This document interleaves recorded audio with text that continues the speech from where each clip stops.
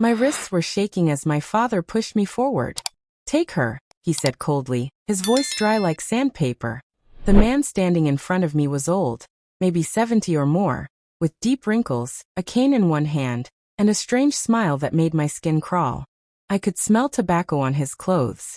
"This clears the debt," the old man said, tossing a brown envelope onto the table between them. I didn't know what was inside, but I knew it meant my life was no longer my own. I tried to speak, but my father's hand gripped my shoulder so hard I bit my lip to stop from crying. "From today," the widower said, leaning closer so I could see his yellow teeth, "you belong to me." The words hit me like a knife in the chest. Belong to him? Like an object? Like something you could trade for money? I wanted to run, but there was nowhere to go. My father and the old man shook hands like two businessmen finalizing a deal. The old man reached out to take my arm, and when his fingers wrapped around my skin, I felt a cold shiver race down my spine. Then he whispered something in my ear, something that made my knees almost give way. But before I tell you what he said, let me take you back to how it all started. Hello, my name is Margaret. I'm 68 years old, speaking to you from Oklahoma, USA. Before I tell you my story, I want you to please subscribe, like this video, and click the notification bell so you don't miss my upcoming chapters.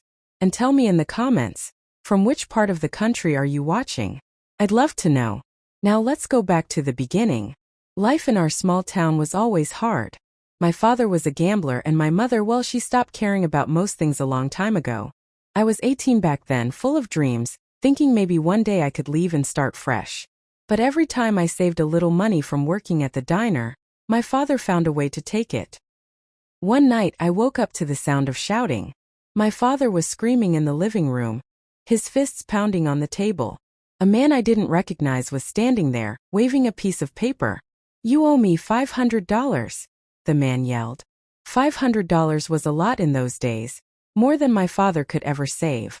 But instead of looking worried, my father just lit a cigarette and said, "I'll pay you. Just give me time." The man didn't give him time. Over the next weeks, more strangers came to the house, each one looking angrier than the last. My mother avoided them, staying in her room. I tried to stay out of it too, but one evening my father called me into the kitchen. "Maggie," he said, using the soft tone he only used when he wanted something. "You're a pretty girl. You want to help the family, don't you?" I nodded slowly, not knowing where this was going. "There's a man I know," he continued, "an old friend of mine. He lost his wife a few years ago. He's lonely, and he's willing to help us out. All you have to do is marry him." My stomach twisted. "Marry him? How old is he?" "Don't ask questions," my father said sharply. "You'll have a roof over your head and food in your belly, and our debt will be gone." I wanted to refuse. I wanted to scream. But my father's eyes were cold, like there was no choice to be made at all. A week later, the old widower came to our house for dinner. He barely spoke to me, but I could feel his eyes on me the whole time. When he left, he shook my father's hand and said, "I'll take her." From that moment, my fate was sealed. The day of the trade, my mother didn't even say goodbye. My father told me to wear my best dress.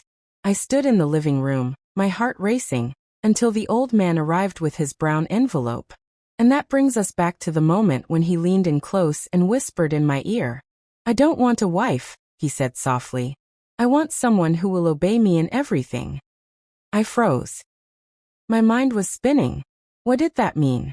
Before I could even breathe, he pulled me toward the door. My father didn't look at me. He just lit another cigarette and said, "She's yours now." I tried to resist, but the old man's grip was like iron. We stepped outside into the cold air. And just as he led me toward his black car, a loud voice shouted from across the street, "Stop. Don't take her." The voice boomed again, echoing down the street. The old widower froze, his fingers tightening painfully around my arm. We both turned. Standing there was Thomas, our next-door neighbor. He was a tall, broad-shouldered man in his 30s who had lived beside us for as long as I could remember. He worked at the mill and had always been kind to me, sometimes bringing over fresh bread when he baked. "What are you doing, Thomas?" My father barked from the doorway. Thomas ignored him. His eyes were fixed on me, filled with concern and anger. She's 18, Bill.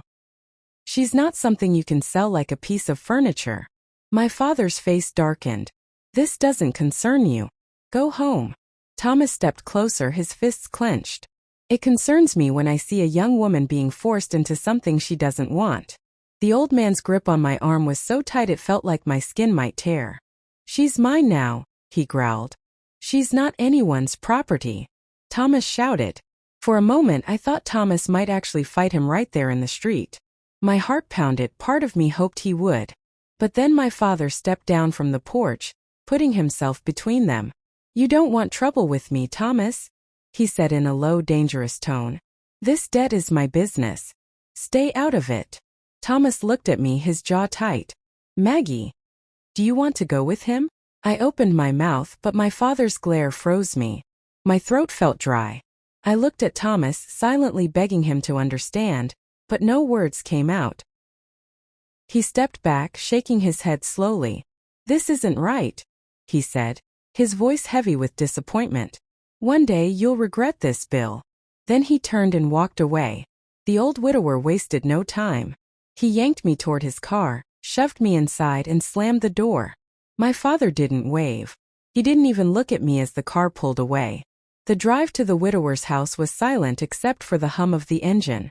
I stared out the window, watching the familiar streets fade into ones I didn't recognize. The houses grew farther apart. Trees loomed over the road. My stomach twisted with fear. When we arrived, I saw his house, a large, creaky-looking place on a hill, surrounded by tall hedges that blocked the view from the road. The paint was peeling and the windows were dark. It didn't feel like a home. It felt like a prison. He unlocked the front door and motioned for me to go inside. The smell hit me first, damp wood dust and something faintly rotten. You'll sleep upstairs, he said. Your room's at the end of the hall. But remember, this is my house. You follow my rules. I swallowed hard. What rules? He smiled in a way that made my skin crawl. You'll find out.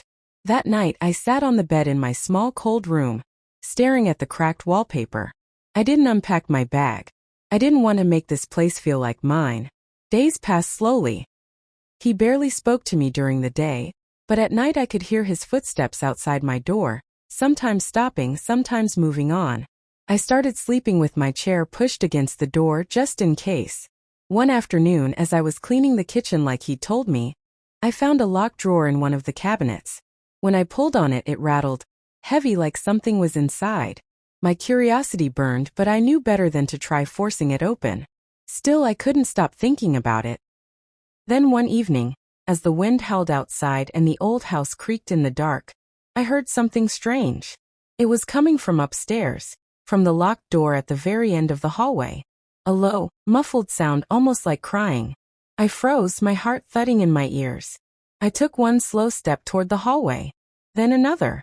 The sound grew clearer, soft sobs, a woman's voice whispering something I couldn't understand. And then a sharp knock sounded from the other side of that locked door.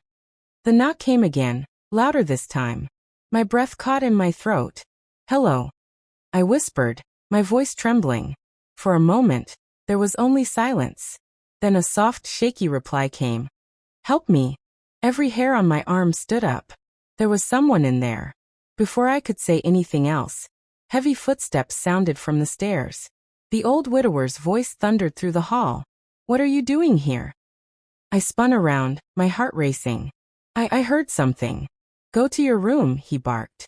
His face was twisted with anger, his eyes sharp and wild. Now.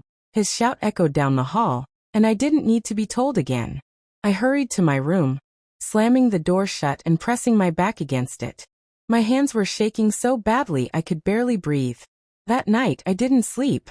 I kept replaying that voice in my head, the quiet help me, the fear, the desperation. The next morning, the old widower acted as if nothing had happened. He sat at the kitchen table sipping coffee, reading the newspaper. But I couldn't ignore it. I needed to know who was in that locked room. Days passed and I tried to find moments to sneak near that door. But he always seemed to be around, watching me. He rarely left the house, and when he did, he locked every door behind him. One day I heard the sound again. This time in the afternoon. I pressed my ear to the door and the voice whispered, "Please, he's dangerous." Before I could ask anything, I heard his cane tapping against the wooden floor downstairs. Panic surged through me. I ran back to the kitchen and pretended to wash dishes as he entered. "You've been quiet," he said, staring at me. I forced a smile. "Just tired." His lips curved into that same unsettling grin. "You'll get used to it here. In time." That evening, while I was sweeping the front room, he stepped outside to smoke his pipe. I saw my chance.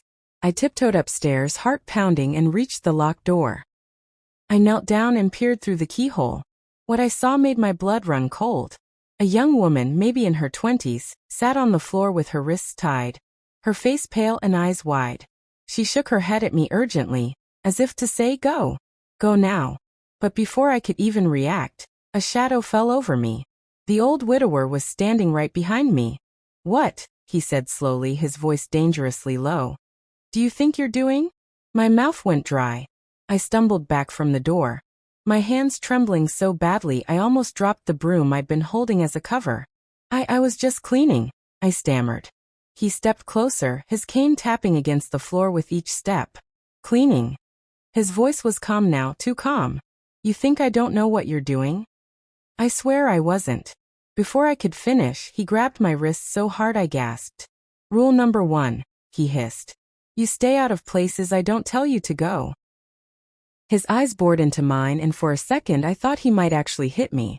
Instead, he yanked me away from the door and shoved me toward my room. "You forget what you saw. Do you understand?" I nodded quickly, my heart pounding. That night, I lay in bed staring at the ceiling.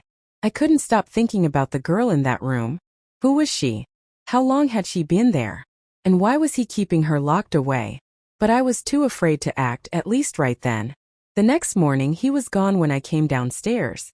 The front door was locked from the outside as usual, but I noticed the back window in the kitchen was slightly open.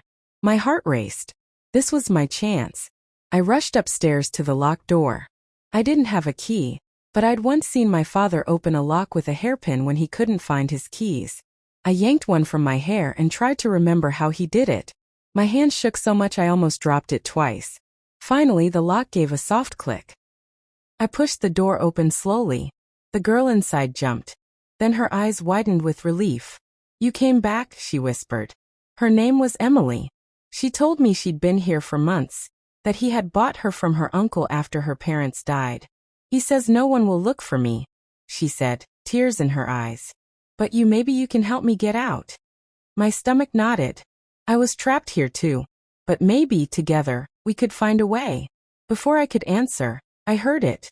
The sound of tires crunching on the gravel outside. He was back. Panic shot through me. I told Emily to stay quiet, then pulled the door shut and locked it from the outside just as his footsteps came up the stairs. "What are you doing up here?" he asked, his eyes narrowing. I forced a smile. "Looking for a broom." He stared at me for a long moment before turning away. "Get downstairs. We have a guest." A guest? My heart skipped. Who would come here? When I entered the living room, I froze. Sitting in the armchair was my father, and in his hand was another envelope. I stood in the doorway, my breath caught in my chest. My father looked the same, cigarette in one hand, tired eyes, and that smirk that always meant trouble. "Well, Maggie," he said, leaning back in the chair like he owned the place. "Looks like you're settling in just fine." I didn't answer. I didn't trust myself to. The widower sat opposite him, his cane resting against his leg. "We have another deal to discuss," he said. My stomach turned. Another deal? My father tapped the envelope against his knee. "Debt's piling up again. And you've got something I can use." The widower raised an eyebrow. "Oh, and what's that?" My father's gaze slid to me. "No," I said instantly. "Whatever you're thinking." "Quiet," my father snapped. Then he looked back at the widower. "She's young, she can work. Maybe you've got friends who'd like company." The room spun. Was he talking about selling me again? The widower smiled, slow and deliberate. "I might know someone." I felt sick. My father was about to trade me like I was nothing more than a sack of flour. My chest burned with rage and fear. Before they could say more, there was a sudden crash upstairs. Both men turned their heads toward the ceiling. My heart leapt. Emily. The widower grabbed his cane and started up the stairs. I followed without thinking, my pulse hammering in my ears. My father stayed behind, calling out, "What's going on?" When we reached the top, I saw it. The locked door to Emily's room was wide open, and the window inside was swinging in the wind. "She's gone," I whispered. The widower's face twisted with fury. He shoved past me, limping quickly toward the room. I stayed frozen in the hallway, torn between fear for Emily and terror over what he might do next. Suddenly, I heard a scream. Not from outside but from the basement below us. The widower stopped dead. His eyes met mine, and for the first time I saw something in them that looked almost like fear. Without a word, he turned and started down the stairs toward the basement door. The scream echoed again, sharp, terrified, and cut off too quickly. Chilled my blood. The widower gripped his cane tighter and moved toward the basement door. I followed, my feet moving on their own. My father, still in the living room, called out, "What now?" But neither of us answered. When the widower reached the basement door, he paused. His knuckles whitened around the handle. For a second I thought he might tell me to stay back, but instead he yanked it open. The smell hit me first, damp earth, mold, and something metallic like rust or blood.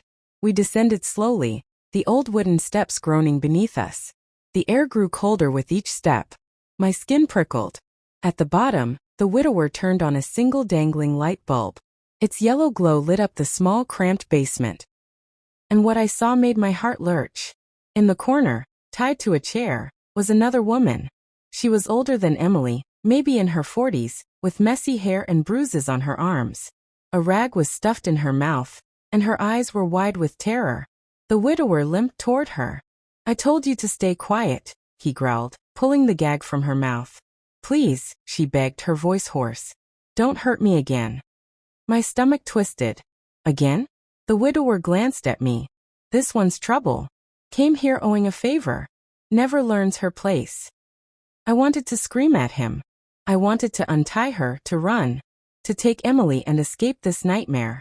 But my father's voice came from behind us, startling me. "Well, well," he said as he stepped off the last stair.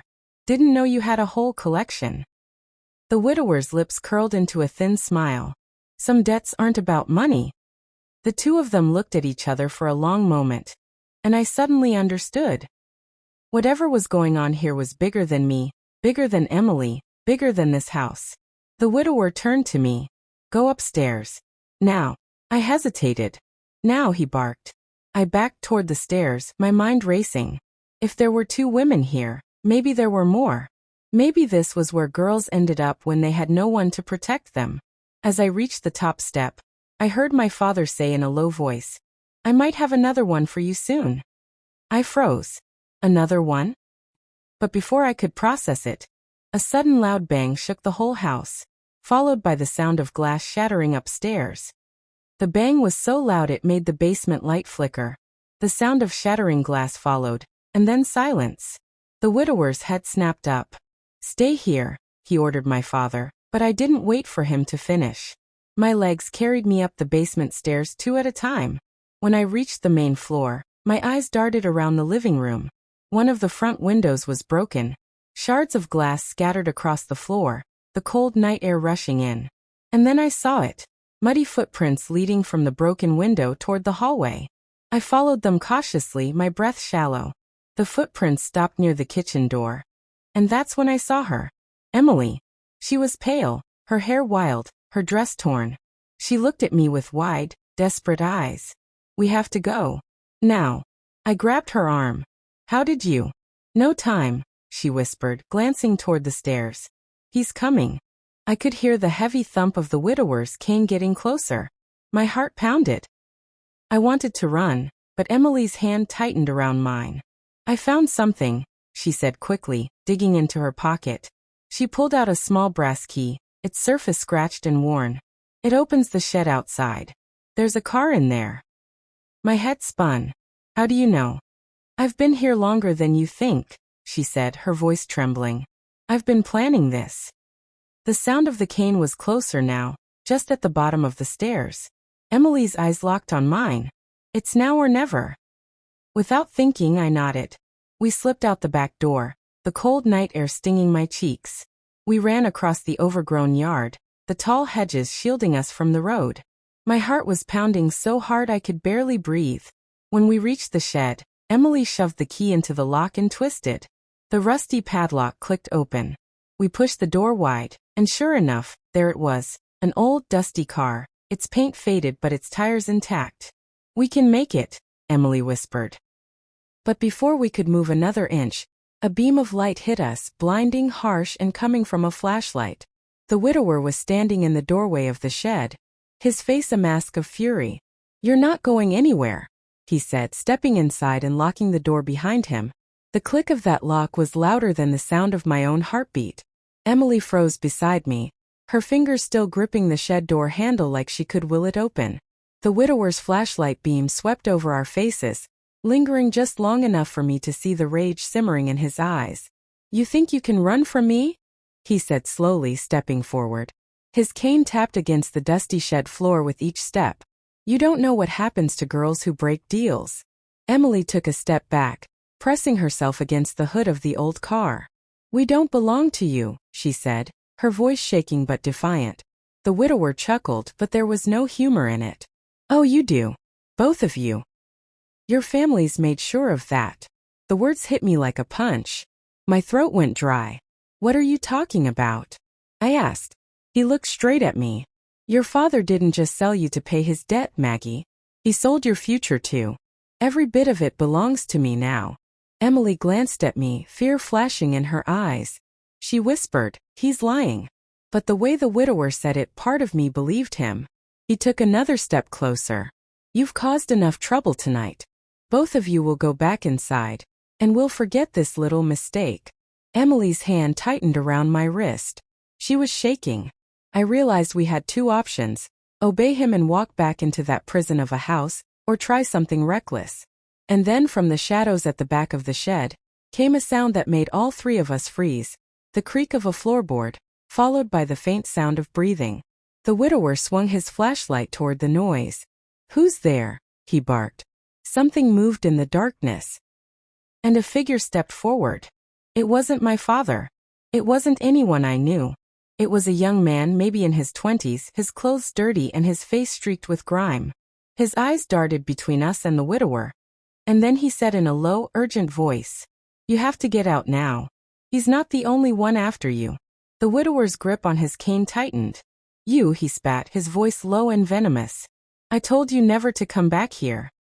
The young man didn't flinch. He stepped closer, keeping his eyes locked on the widower. "And I told you someone would eventually find out what you're doing." Emily's grip on my wrist turned painful. "Maggie," she whispered, "we have to move." But I couldn't move, not yet. I needed to know who this man was. The widower jabbed the tip of his cane toward him. "Leave or I'll—" "You'll what?" the man interrupted, his voice calm but sharp. "You can't stop what's coming."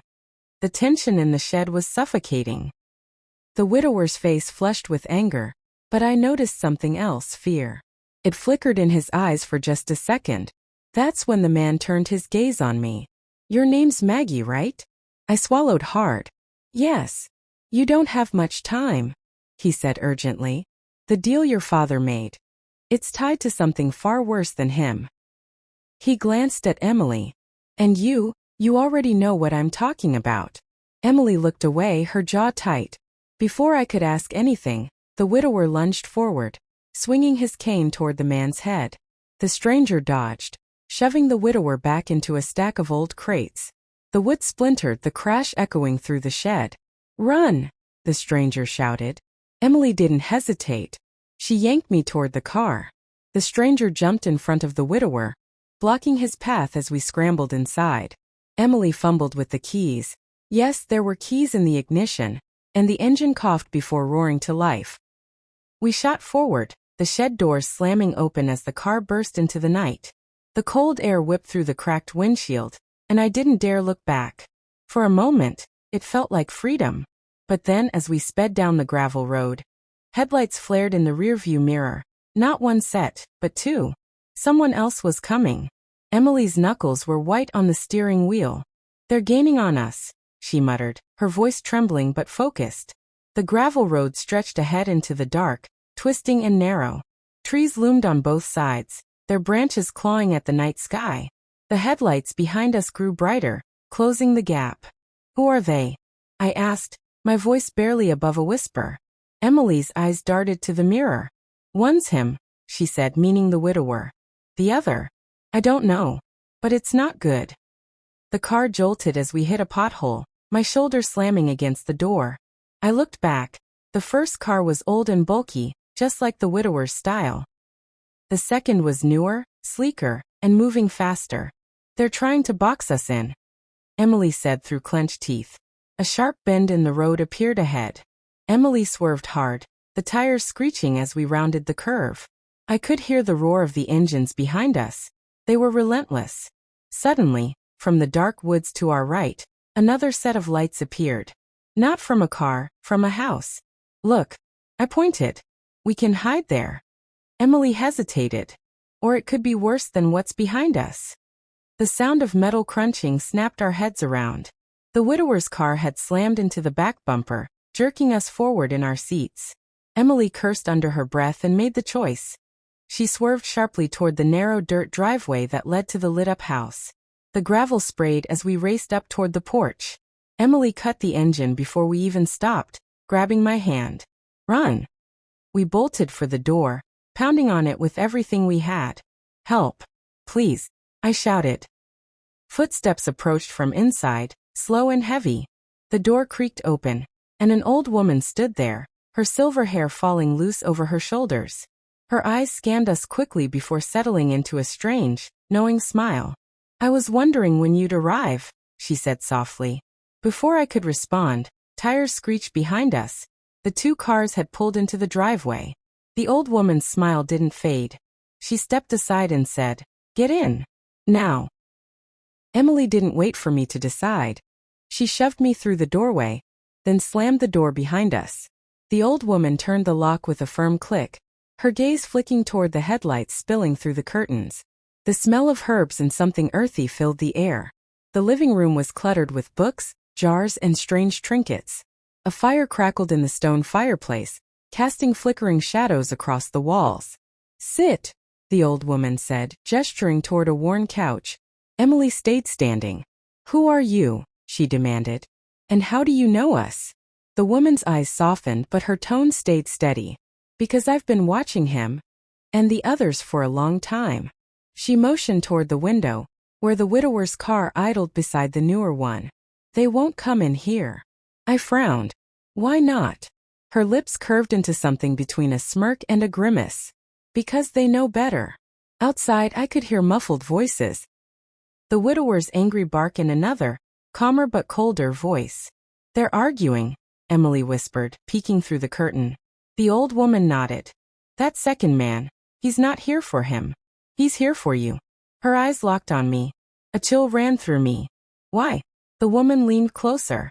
"Because of what you carry." I blinked. "What I carry?" Before she could explain, there was a loud crash, the sound of glass shattering. We all spun toward the kitchen just in time to see a figure climbing in through the broken window. It wasn't the widower. It was the man from the second car, tall, dressed in black, with eyes so cold they made my skin prickle. He stepped inside, glass crunching under his boots, and smiled like he'd just found something precious. "There you are," he said, his gaze locking on me. Emily moved fast, grabbing a heavy iron candle holder from the mantel. She stepped in front of me like a shield, her chest rising and falling quickly. The man in black raised his hands slightly, like he was calming a wild animal. "No need for that," he said smoothly. "I'm not here to hurt her." His eyes slid to me. "Not yet, anyway." The old woman's expression turned to stone. "You shouldn't be here," she warned. "You're breaking the pact." He chuckled, a low sound that made my stomach twist. "The pact's broken the moment she was sold." I swallowed hard. "What do you mean?" His gaze locked on me, unblinking. "You weren't just traded for money, Maggie. You were part of something your father agreed to a long time ago. And now..." He reached into his coat, pulling out a small black envelope. "I'm here to collect." Emily stepped forward, the candle holder raised higher. She's not going anywhere with you. The man tilted his head. You think you can stop me? Before Emily could answer, the old woman moved between them. She's under my roof. That still means something. The man's smile thinned. For now. Then, just as quickly as he appeared, he stepped back through the broken window and into the night. I could hear his boots crunching on the gravel as he walked toward the cars. Emily ran to the window, but the man in black didn't get inside either car. Instead, he walked straight into the woods, vanishing into the darkness like he belonged there. The old woman turned to me, her voice urgent. You need to understand something. If he's here, it means they've moved faster than I thought. You're not safe, not anywhere familiar. We have to leave tonight. Before I could respond, the sound of the front door rattling cut through the room. Hard, angry pounding. Emily froze. That's him, she whispered. The widower's voice came from the other side, loud and furious. Maggie, open this door, or I'll burn that house to the ground. The pounding on the door shook the frame. The old woman didn't flinch. She moved to the fireplace, reached up, and pulled a thin cord hidden in the stone. There was a grinding sound, and part of the wall beside the hearth slid open, revealing a narrow passage. Go, she said to Emily and me. Now. Emily hesitated. What about you? I'll stall him, the woman said sharply. But if he gets inside before you're gone, don't look back. Just run. The widower's voice grew louder, almost a roar. You think you can hide her from me? She's mine.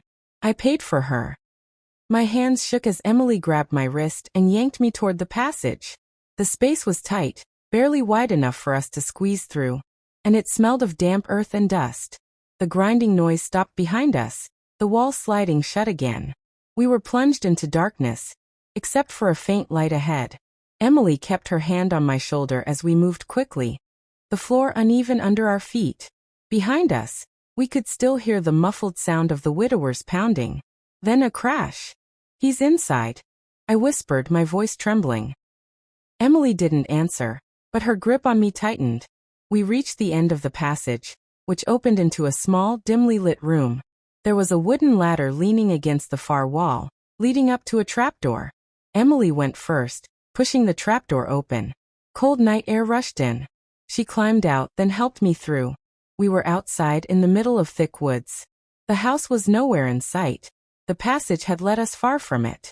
But as I looked around, my relief turned to ice. The man in black was standing less than 20 feet away, his pale face lit by the moon. You didn't think I'd let you leave without me, did you? He said, his voice calm, almost amused. Emily stepped in front of me again, but this time the man didn't move closer. He just smiled and lifted his hand. From the shadows, 3 more figures emerged, tall, silent, and faceless in the dark. The moonlight hit them just enough for me to see that their faces weren't exactly faceless. They were covered in smooth, featureless masks, white and glistening like porcelain. Their bodies moved in perfect unison, quiet, controlled. Emily tightened her stance, her knuckles white around the candle holder she still carried from the house. The man in black lowered his hand, and the 3 masked figures stopped only a few feet away. They're not here to harm you, he said softly. Unless you resist. I could feel my heart slamming against my ribs. Who are they? He stepped closer, ignoring Emily's warning glare. Collectors. Just like me. He tilted his head slightly, studying me. Only they're not here for you. My breath caught. Then who? They're here for her, he said, nodding toward Emily. Emily's eyes widened, but she didn't take a step back. You're lying. The man smiled faintly. Am I? The old woman's voice suddenly rang out from somewhere behind us, loud and sharp. Leave them. We all turned. She was standing at the edge of the trees, her arms raised, clutching something that shimmered faintly in the moonlight. The man in black's expression shifted, irritation flashing in his eyes. You shouldn't have followed them. The old woman ignored him and spoke directly to Emily. Run. Take her to the river. Don't stop. The masked figures began to move, slow and deliberate, their steps perfectly in sync. Emily grabbed my hand and pulled hard. We ran, the ground rough beneath our feet, branches clawing at our clothes. I could hear the masked figures following, not running but walking steadily, like they knew we couldn't outrun them forever. We burst through the trees into a small clearing, and I could see the silver glimmer of water ahead, the river the old woman had mentioned. But before we could reach it, one of the masked figures stepped out from behind a tree directly in front of us, blocking the path. Emily skidded to a stop, yanking me back so hard I almost fell into the dirt. The masked figure stood completely still, its head tilted just slightly as if it was studying us. The moonlight reflected off its smooth white mask, making it look like a ghost without eyes. Emily raised the candle holder high. "Move," she ordered. Her voice didn't shake, but her grip on my wrist did. The figure didn't move. Instead, it slowly reached into its coat and pulled out a long, thin chain. At the end of it dangled a small silver key. It extended the key toward me. I froze, my mind screaming not to take it, but at the same time I couldn't look away. There was something about the way it glimmered in the moonlight, like it was calling to me. Emily stepped between us.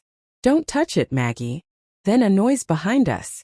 The other two masked figures were emerging from the trees, moving closer. The man in black appeared too, leaning casually against a trunk, as if he had all the time in the world. "You should take the key," he said softly. "It's your way out. Without it, the debt will follow you until you're in the ground." Emily's voice cut sharp. "She doesn't owe you anything." He smiled. "She owes more than you know." I could hear the river rushing just a few feet away now, the sound mixing with my pounding heartbeat. My choices felt like they were closing in, masked figures on 3 sides, the river on the 4th. And then from somewhere upriver came the faint but unmistakable sound of a motor, a boat engine. The man in black's head snapped toward the sound, his smile fading. "That's not supposed to be here." Emily looked at me, her voice urgent. "Maggie, when I say run, you run to that boat and don't look back." Before I could answer, the figure in front of us suddenly lunged forward, the silver key swinging inches from my face. Emily shoved me so hard I stumbled backward into the wet grass. The masked figure's hand missed my face by inches, the key swaying wildly in the moonlight. "Run!" Emily screamed. I scrambled to my feet and bolted toward the sound of the boat engine. My legs burned, my lungs on fire. But the idea of that silver key touching me made me run faster than I ever had in my life. Behind me, I could hear chaos. Emily shouting, the man in black's voice turning sharp and commanding, the crunch of leaves as the masked figures closed in. The trees thinned, and suddenly I was on the riverbank. The dark water churned under the moon, and a small wooden boat was coming fast around the bend. At the helm was a man I'd never seen before, rough face, weathered hands gripping the wheel. "Get in," he shouted. I didn't stop to think. I splashed through the shallows and clambered into the boat, my hands slipping on the wet wood. But just as I landed inside, something yanked hard on my ankle. I screamed, looking down. The masked figure had followed me into the water, its grip like iron. Its white mask stared up at me through the rippling surface, the silver key still clenched in its other hand. "Let go." I kicked, hitting it square in the mask, but it didn't loosen its hold. The boatman reached for me, his voice urgent. "Give me your hand, girl." I stretched toward him, my fingers brushing his. And then the masked figure gave one violent pull. I was underwater in an instant, the cold stealing my breath, my ears roaring. The key glimmered in front of my eyes, so close I could touch it. And then everything went black. I woke to the sound of crackling fire, and the smell of damp earth. My clothes clung cold to my skin, and when I tried to sit up, my head throbbed like someone had been pounding on it from the inside. The light came from a small fire pit, and sitting across from me, poking the flames with a stick, was the boatman. "You're lucky I got you out when I did," he said without looking at me. "Another minute and you'd have been gone for good." I swallowed hard. "Where's Emily?" His eyes flicked up to mine, sharp but unreadable. "Didn't see anyone else." I shook my head. "No, she was right there. She told me to run to you." He leaned forward, resting his elbows on his knees. "Listen, girl. Whoever those people are, the ones in the masks, they don't stop. You can run to the ends of the earth and they'll still find you." A shiver ran down my spine. "Why? What do they want from me?" He studied me for a long moment before speaking. "It's not you they want. It's what's been promised in your name." I frowned. "Promised? By who?" Before he could answer, a twig snapped in the trees behind him. His head whipped around and his entire body went still. He reached under a blanket beside him and pulled out a shotgun, the metal catching the firelight. "You're going to stay quiet," he whispered. "And you're going to move only when I tell you." My heart was pounding so hard it felt like it might break through my ribs. I could hear faint footsteps now, slow and deliberate, crunching over dead leaves. The boatman stood, eyes locked on the darkness beyond the firelight. "Show yourself," he called. From the shadows, a figure emerged, not masked this time, but someone I knew. It was Emily. Only her eyes were different. "Emily." My voice cracked. Relief surged through me for half a second, until she stepped closer. Her eyes, they weren't right. They were glassy, almost like she was looking through me instead of at me. And there was no warmth in them, none of the fierce spark she'd had when she dragged me away from the man in black. "Stay where you are," the boatman said, his shotgun steady in her direction. Emily didn't flinch. She kept walking until the firelight painted her face in flickering orange. That's when I saw it. A thin, dark cord tied around her wrist. The same kind the masked figures had dangling from their belts.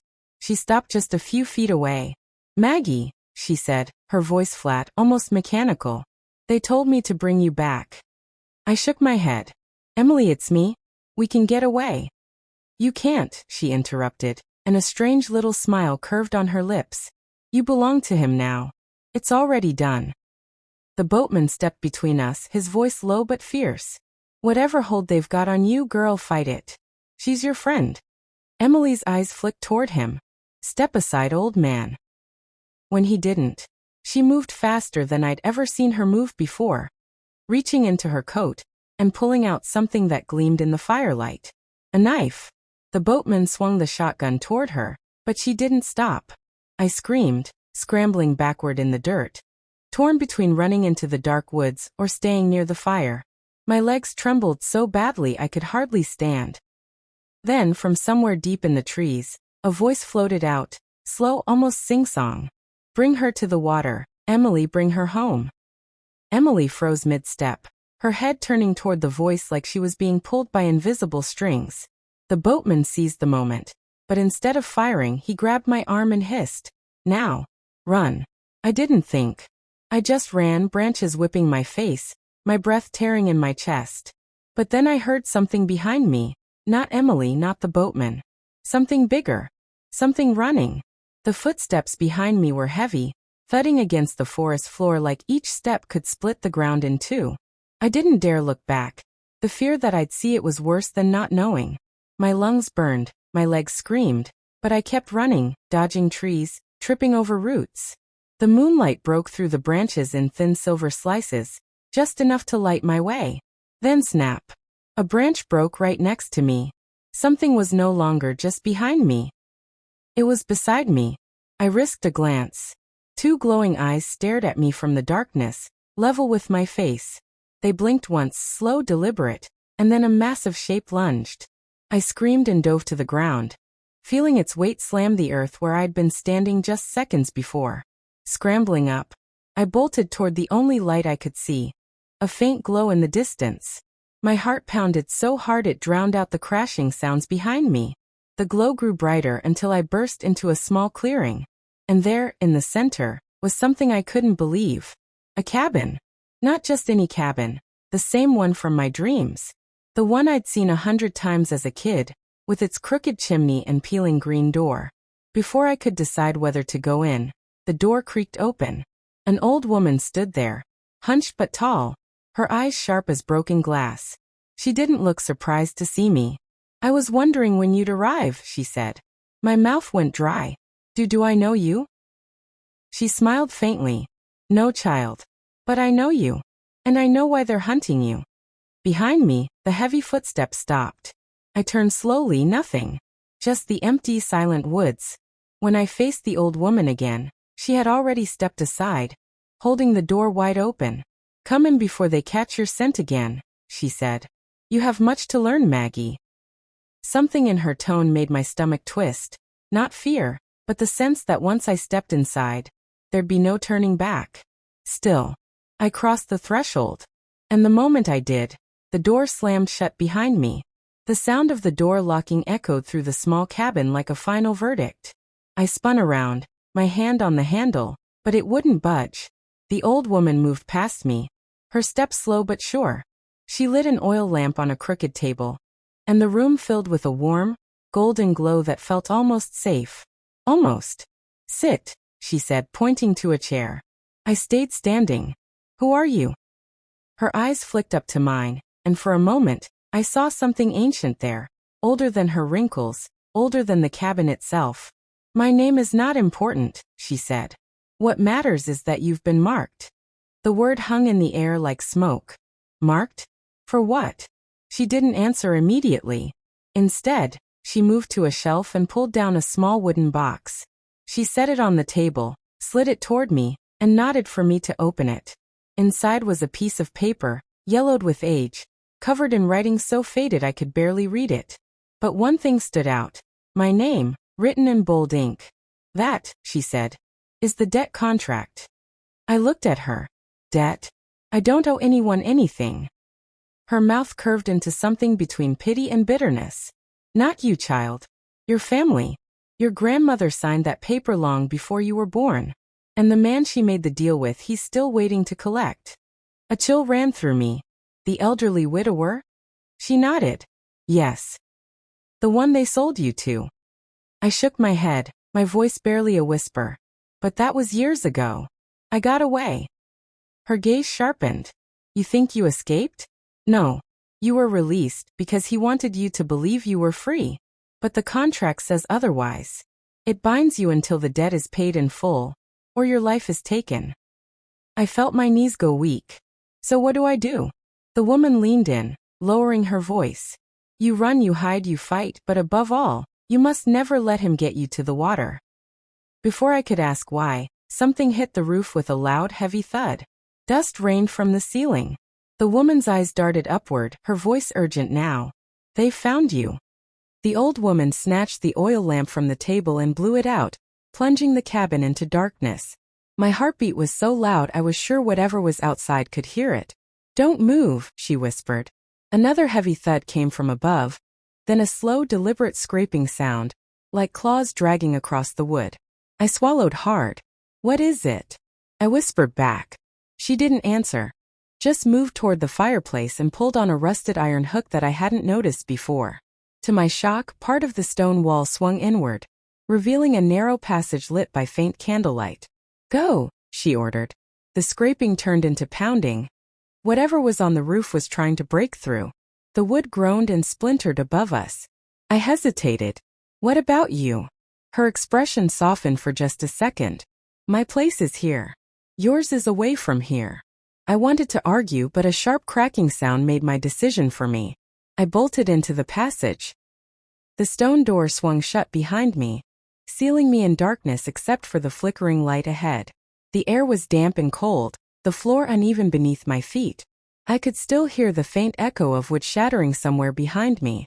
I followed the narrow tunnel until it opened into a larger underground room. And there on the far wall was something that made my blood run cold. A mural painted in deep reds and blacks, showing a girl who looked exactly like me being led to a black river by a group of masked figures. In the painting, the girl was smiling. Behind me, the sound of footsteps echoed in the tunnel. Behind me, but they weren't the sound of footsteps. They were slow, deliberate, like whoever it was knew I had nowhere else to go. They were slow, deliberate. I pressed myself against the cold stone wall, my hands trembling. I pressed myself against the cold stone wall, each one echoing like a drumbeat through the tunnel. The footsteps grew louder. I called out, my voice quivering like a drumbeat through the tunnel. Just the slow, steady rhythm of shoes against stone. My voice quivering. I scanned the room for another exit. Just the slow, but there was steady rhythm of shoes against stone. Just the eerie mural and the single tunnel I had come for another exit. Then a shadow filled the doorway. Just the eerie mural into the single tunnel I had come through. It was a man, tall, then a shadow filled the doorway. Dressed in a dark suit that looked decades out of style. His hair was white, tall, thin, dressed in a dark suit that looked the palest blue I had ever seen. His hair was white, slicked back, and his eyes. I knew that face. His eyes were the palest blue I had ever seen. He smiled faintly, my stomach dropped, like a teacher catching a student in a harmless lie. The elderly widower, Maggie. He smiled faintly, like a teacher catching a student in a harmless lie. You've grown. Maggie.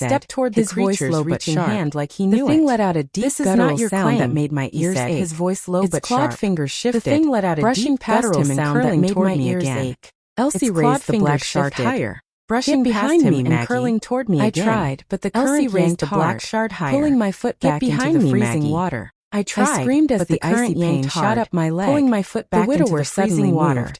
I Faster screamed than as I the thought icy possible pain for shot up someone my his leg. age. The widower He grabbed suddenly my arm, moved, not to save faster me, than but to I push thought me possible further for in. someone his age. Elsie lunged He grabbed forward my and arm, slashed at his not to hand save with the me, shard, but to push he me let go further instantly. hissing in Elsie pain, lunged but it was forward too and late. slashed at his The hand force with from the the river shard. surged. He let go yanking me instantly, waist deep hissing into in the pain, mural, but it was the too cold late. bit into me like The force knives. from the river My surged, vision blurred, yanking me the waist last deep thing I into saw the before mural. my head The went cold under was bit into Elsie's me like terrified knives, face, and the my creature's vision enormous blurred. hand The last closing thing around I the saw widower, before my head and went then under was I was Elsie's pulled terrified completely face. through. and the I creature's tumbled enormous forward, hand landing closing hard around on the my widower. knees in icy water. And then, my I was lungs pulled burned, completely through, and I gasped for I breath, tumbled forward, blinking against landing the hard on blinding my light. knees in icy When water. my vision cleared, My lungs I burned, realized I and wasn't in the gasped for tunnel breath, anymore. blinking against I was the standing blinding in the light. middle of a vast When my river vision under cleared, an endless gray sky. I realized I wasn't the water in the tunnel around me was anymore. still. I was Yet it standing felt in the alive, middle of a vast like it was river watching under me. an endless gray A figure sky. stood on the shore. The water around the me widower, was still. Only Yet he it looked felt alive, different now, like it his was hair watching was me. black, his A face figure younger, stood on the sharper, shore, and his the pale widower, eyes burned with only something he I looked couldn't different name. now. Welcome, His hair was Maggie, black, he said. his face younger, sharper. This is where all and debts his pale are settled. eyes burned with something I I backed couldn't away, name. But Welcome, the river Maggie, deepened he with said. every step, the This cold is where rising all up to debts my are chest. settled. What do you I want backed from away, me? But I the river shouted. deepened with every He stepped step, closer to the the cold water's rising edge. up to my chest. Not me. What do The you want river. from me? The surface shouted. rippled. He and stepped faces closer began to to the appear water's beneath edge. the water. Not me. Dozens of them. The river. Some were old, some The young. surface rippled, all with eyes and wide faces open, began to staring appear at me. beneath the water. Those are the ones Dozens before of you, them, he said Some were calmly. old, Those some who young, were traded, all with just eyes like wide you. open, My staring at stomach me. turned. Those are the I'm ones not staying here. He smiled faintly. You think you have a choice? Before I could answer, a loud crack split the air. I turned to see Elsie. How she'd followed me, I didn't know. Standing on the opposite bank, the black shard raised high. Maggie, swim to me, she yelled. The widower's expression darkened. If you leave, you'll carry the debt forever. If you stay, you'll be free, but you'll belong to the river. The faces beneath the water began whispering my name. The current swirled around my legs, urging me deeper. I looked from Elsie to the widower, my heart pounding. One choice meant freedom, but with a price I couldn't see. The other meant staying here forever, but ending the debt for good. The water pulled harder. The sky above dimmed. I took a deep breath and made my choice.